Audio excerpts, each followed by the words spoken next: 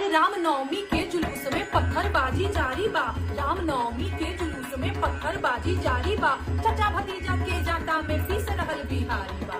काबा बिहार में काबा, अरे चोरी चकारी हिंसा अपहरण के सुगबू गाहट बा।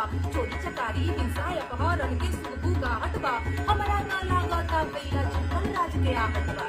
काबा बिहार में काबा, अरे चचा के चरण में भक्ति जवक चारों धाम बा। चचा के चरण में भक्ति जवक चारों धाम बा। मरेला छपरा चरे नालंदा जरक सासाराम बा। काबा बिहार में काबा, घटल बा कमाई बढ़ल जाता महंगाई, हो कि लहे लहे खर्च कर गोलुआ के माई, हो कि लहे लहे खर्च कर। झुमका झुलनिया के धनी तोहर रागरबा, झुमका झुलनिया के धनी तोहर रागरबा। बाली होठ ललिए के रोजे रोजे झगड़बा।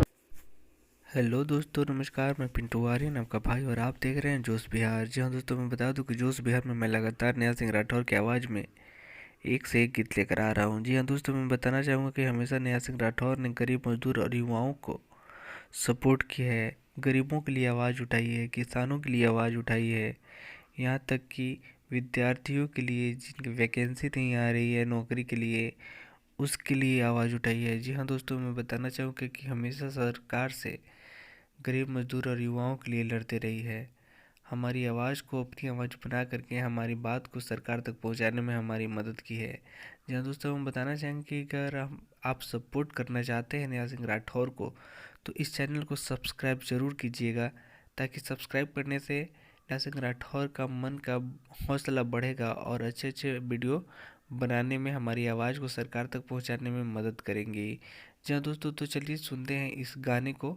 इस गाने के माध्यम से बिहार सरकार पे आरोप लगाया गया है और ये आरोप सच में सही है।